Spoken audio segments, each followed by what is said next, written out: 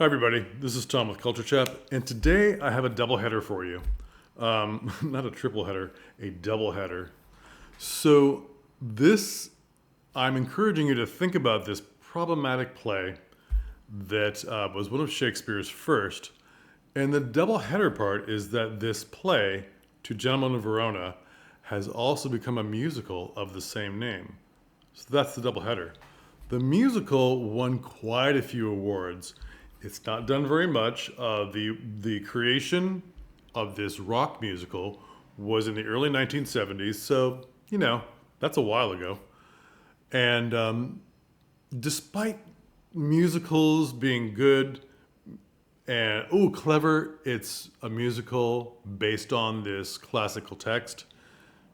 Those don't always have the best staying power and longevity in people's minds as far as doing them as a piece for their show, for their theater. But I think you should consider it. Whether you need the musical, whether you need the play, let's look into the play first and sort of dissect the problem parts. So, To Gentlemen of Verona is there's quite a bit happening. There's the girl in the pants who tricks the guy, who of course was her former friend, her former lover, blah blah. And then she reveals herself. I'm not the guy in the pants. I'm a girl. It has all that stuff. But it starts off with two lifelong friends, and one is leaving Verona to go to Milan. To leave, and he's professing eternal love to his girlfriend. And when he gets to Milan, the first amazing girl he meets, he's in love with her too. So your characters need to be young. Now, I am completely in favor of people not playing their age, their actual age, and so forth, but there needs to be something about these characters that is we're country bumpkins just leaving town, and we're young and kind of stupid. Maybe not stupid, but just like young and not as perfect as we thought we were. And you need to have not a gimmick, but reasons for that. And if you choose actors who maybe are in their 30s and don't look like they're 20, 21, you need to really lay into, embrace the fact that Verona, where they're leaving, is a smaller place. Milan is the big city, and the lights and amazingness of the big city is very different and very alluring. And this happens to a lot of people, no matter where you're from and whatever country you live in the world. It's, I know my cousins, when they left the Midlands in England and they went to London, it was like, whoa, there's so much. And they got a little distracted, a little too much drinking, a little too much going to nightclubs and so forth. They didn't do anything bad. But it was like, I wasn't as serious about my career as I once was when I was living somewhere less exciting. Not that the Midlands isn't exciting, but what can compete with London or any of the capital cities in the UK or the United States? If you're from a small town in South Carolina, maybe New York City is way more than you thought, and you get very distracted. So that's an internal story. So lifelong friends, one gets left behind. The language is very clear. Valentine, whatever you want to call him, says, "My ever-loving Proteus, cease to pursue me. I'm going to follow you to Milan," which he eventually does. My recommendation is, especially if you're doing it in the United States or another country which sort of has inklings about the United States and how things work, that's not every country, okay? I'm not an American who thinks that the rest of the countries in the world are obsessed with us, because that's just ridiculous. But I have gone to other countries where they really appreciate Western, wild, wild West Americana. I'm like, oh, this is a thing? Okay. They're not crazy, but there's this section of the population that's like, ooh, cowboys. All right. I liked Two Gentlemen of Verona when I saw it, and it was done where Verona was religious. And the religious that they were was very reminiscent of Amish in America. Now, if you're in a place in the world where they don't know how Amish communities work like they do in America, and not that we've delved really that deep into them, but we have a basic understanding of they're a little separate. Okay. They don't really embrace a lot of technology. They keep it very minimal. Okay.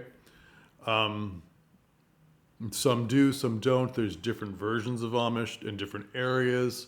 They're also called the Pennsylvania Dutch, which is a little, you know, the Amish is more of a German settlers kind of thing. And they make amazing things. They make amazing butter, amazing wood, amazing furniture. And we view them as that. And they get along very well. No, it's not like a culture that is tortured, or people are after them, or they're, like, oh, Amish, they're so religious. We don't treat them like that. It's like, oh, you have farmland, you're farmers, and you live this way. Okay. So we really like them. Most people are like, ooh, Amish. And we associate them with quality goods. And we don't really think much about their lifestyle. Not think much, but like we don't really consider it. Well, that's what they do. They're a farming community. Okay. It's a very light thing to us, put it that way. Other religions in the United States, we don't think of as so light and easy. The Amish to us are very friendly. Okay. The thing in Gentlemen of Verona is that our Amish were mostly in black clothes, black trousers, black hats. There's a very distinctive hat style. There's a very distinctive bonnet style on the women. And our Amish were slightly more colorful because this was a play. So all their shirts, their like linen shirts or cotton shirts, were all different colors. Sort of muted colors, but very beautiful. And we started out the play with them singing a sonnet, singing a Shakespeare sonnet, and sort of giving a very generic sort of religious look to themselves, the way they held themselves. And the way the music came out was very slow and melodic and so forth. And of course, it's Shakespeare's sonnets, so the words were beautiful. And it was a very short piece. So it didn't take much to sort of say to an American audience, you're familiar with this slightly. This community is also slightly mysterious to us. But we are familiar with the concept in Amish society of rumspringa, which means that a young person, an 18-year-old, a 20-year-old, a 22-year-old, leaves the community for a period of 2 years. They're sort of on a mission, not the way Mormon missionaries travel the United States or other countries. They're sort of on a mission to see the outside world, to see what they want to see. And the idea is they come back, if they want, and choose Amish society. We've seen the rest of the world. We understand it. It no longer holds this, ooh, forbidden. Ooh, it's exotic and unusual. We've seen it, and we've lived in it. And okay, so I prefer where I came from. Some do, some don't. And this is perfectly acceptable. So when Valentine leaves the community and he's in a Amish outfit, it's very acceptable in our minds. Now, if you're in a foreign country, you don't know much about Amish, then maybe this doesn't work for you. Maybe you need to educate your audiences a little more. Maybe in your country, you're very familiar with they're sort of all in a uniform, they're singing, they're religious, got it. And that's all you need. I do think for most places it is all you need. And you don't need to get in the whole Rumspringa thing, why he's leaving Verona, whatever. So he goes to the big city, and the big city was Milan, and it was very different from everything else. So the people he met there were in tennis outfits and had cocktails in their hands, and the music was dun dun dun dun dun dun. It was a lot more fun. Everything was glittering and fun and amazing. And when he sees Sylvia, of course he falls in love with her. I mean, not really, of course, but yeah, small town country bumpkin going to the big city and falling for this first girl he sees who's beautiful and amazing, who's playing tennis and has cocktails. We can buy that. We can buy that. As the play progresses, we hit more and more things that are problematic. And if you're doing it as a play, it's Shakespeare. There's no playwright to pay. There's no playwright to consult. I want to cut this line, so cut them. Not everything, but as we get more towards the ending, when Proteus and Valentine are in the woods and Julia's there dressed up as Sebastian, or is it Cesario? She's dressed up as a boy, and some horrible things are said to her. So cut them, or lean into them. If you've set it up as these boys, these men, are from a religious society, I really like the idea. Now, I've not seen this done, but it's my own idea. If I do this piece, which has never come up, however many times I pitched it, because people are a little against it, against the play or the musical. I like the idea that they've come from this religious community and there are nuns. And they're sort of shadowing Julia, who's come from Verona, to protect her. That really works. It gives your ensemble a lot more things to do, which is great. And what if they kick Proteus's butt? Why not? What if we treat our Shakespeare women as not these stereotypes from another era, who have no agency, who can't protect themselves, who are going to let males say horrible things to them. I think he threatens to molest her or something. Ugh, it's bad. Cut that line. All the other horrible things that, it's up to you. How horrible is each thing?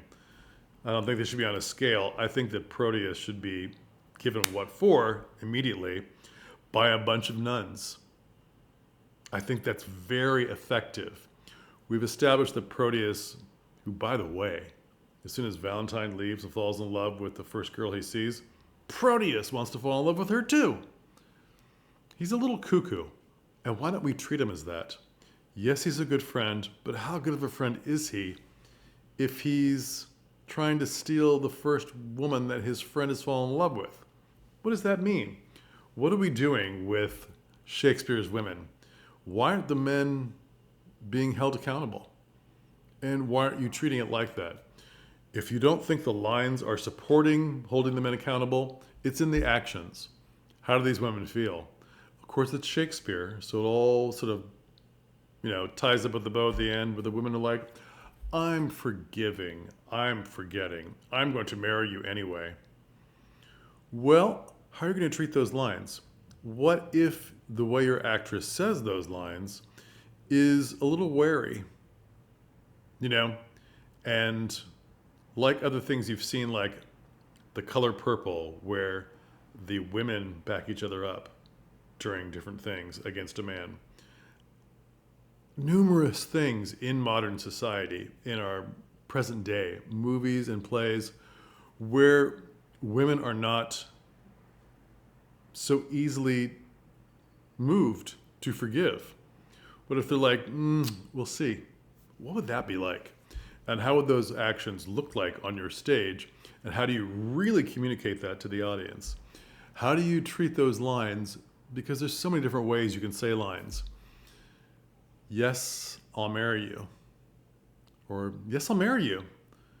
Yes, I will marry you. There's all different ways you can say it, you can deal with it, the body language.